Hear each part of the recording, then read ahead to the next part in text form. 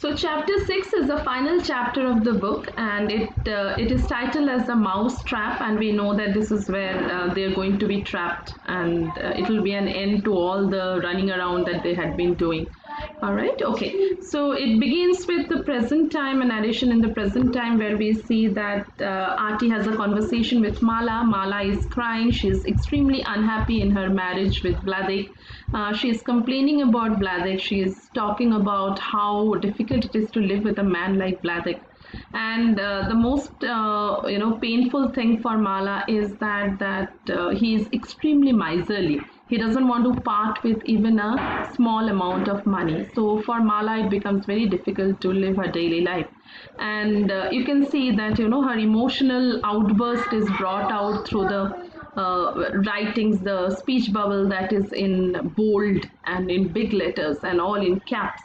So Aarti tries to pacify Mala. He is trying to just let this couple settle down, and at the same time Mala feels more comfortable to confide in Aarti about the problems of living with his father.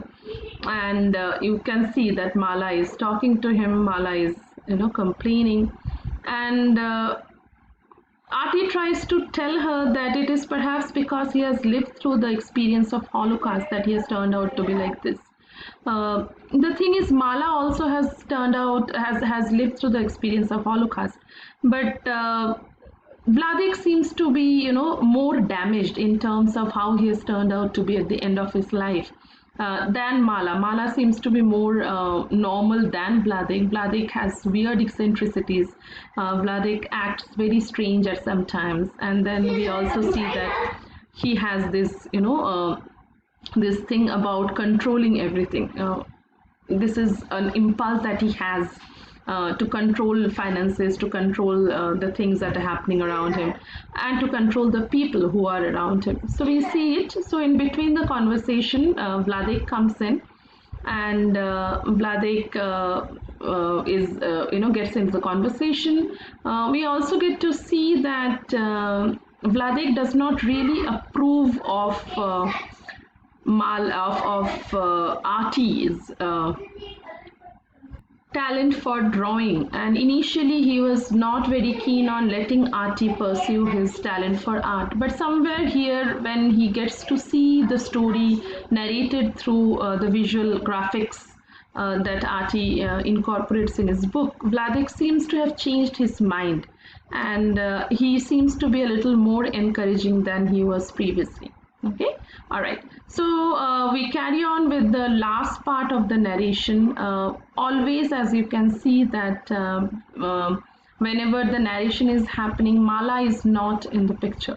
It is always between the father and the son, and the father deliberately does not want to include Mala in the recounting of history. And we had seen Mala complain about Vladek. In the same manner, we see that Vladek also complains about Mala. He is also not happy with Mala at all. And we see that Vladek blames Mala for being, money-minded, and he kind of, keeps on recounting how Mala is different from Anya.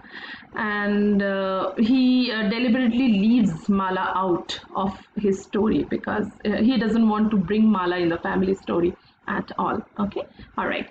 So we carry on with the narration as we get to see that the last that we had seen in the previous chapter, that Vladek and Anya had started walking towards a different city.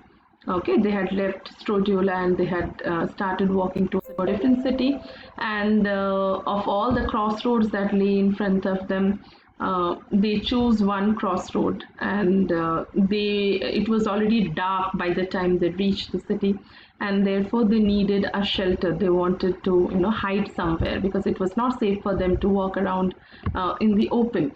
And they end up at the house of their son's governess. Remember, in the first few chapters, we had seen the Rishu's governess who was taking care of Rishu. She is a Polish woman, and Mala and Vladek seeks shelter in them. Okay, So they knock at her house. Her name is Janina. They knock at her house, and she is extremely scared to see these people, because if she is caught with these people, they will obviously, she will obviously be punished as well. So when they're turned away from by Janina, they are virtually homeless. They don't have a place to go. And oh, and Anya is extremely scared of being caught. And Anya says that I'm very scared, Vladik. What are I supposed to do? So again, a very very important scene here. That this is page number 136, as you can see.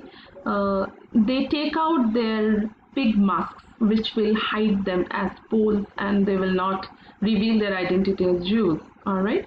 So both of them take out their pig masks and they wear. And immediately following this panel is another very important panel. See how Art Spiegelman is using his graphic techniques to convey certain meanings and certain symbolic import to the story. Here in this particular panel, you see Vladik and Anya are walking together. Both of them have worn the pig masks, and they have tried to pass off as Polish people. But look at Anya's big tail, big mouse tail, which kind of gives away her identity. So this is something that signifies that no matter how much Anya tries to pass off as a Polish person, her appearance was very easy to make out that she was a Jew. Okay, so this is what we get to see here. I was a little safe. I had a coat and boots, so like a Gestapo wore when he was not in service. So he can easily pass off as a Polish person or a German person because of his dress and because of his appearance. But for Anya to hide her identity is a very difficult task. For Anya, her appearance, you could see more easy. She was Jewish. I was afraid for her. And how to depict this particular thing in a graphic novel? See, Art Spiegelman is using the tail to show that this is an unhideable part of her identity. No matter how many masks she wears, it will not be able to hide the quintessential Jewish identity that Anya seems to be carrying on her face. So once they were turned away by Janina, they go to Vladik's father's old house, and the janitor is still there. The janitor takes them in. He is also extremely scared, because anybody who is found there living in the compound of another man, the German police will just come and take him away. So as they're moving towards the barn, to the shed in the back, they are supposed to hide here. A woman sees this couple from her window, and she shouts out, "There's a Jewess in the courtyard, police." So this was the kind of toxicity, this was the kind of hatred that was carefully built against the Jews, that the Jews were not only rendered homeless, and they were not only hunted around like mice. Any other person who would spot them also will turn them over to the Germans. So quickly they hid behind this pile, and they are told not to leave their hideout at all. In the morning, Vladik goes out in search of food, because they have to survive some way. All right, and he meets another fellow Jews person there, and he mentions that there are only a few Jews left, and they are all hiding. Okay, then there is a black market that is going on during this time, where people are illegally selling stuff. So remember, Vladek is still carrying some cash and some jewelry and some gold and so on. So he tries to use that to procure some kind of food for themselves. So he meets another person there who is a black market young, and this woman trades some food items for some money that Vladek was carrying. Anya is overjoyed. He has got sausages, eggs, and chocolates for breakfast, and milk too. These are unthinkable things after the phase in their life when they have eaten raw wood. Real food of this status is something that is almost like a manner of dream. So for Anya also, this is something that is like a dream. But then how long are they going to hide there? How safe it is going to be? So the janitor lets them stay here for as long as he can. But they realize that it's not going to be safe to stay there for long, and they have to keep changing their hideouts very frequently. So somebody suggests that there is a farmhouse, a hiding small farm which can be used as a hideout. So they immediately change their hideout place and they go to this lady, and the lady says, okay, fine, I'll let you stay there. But remember, if you are found there, I don't know you. You must say that the barn door was open and you just sneaked in.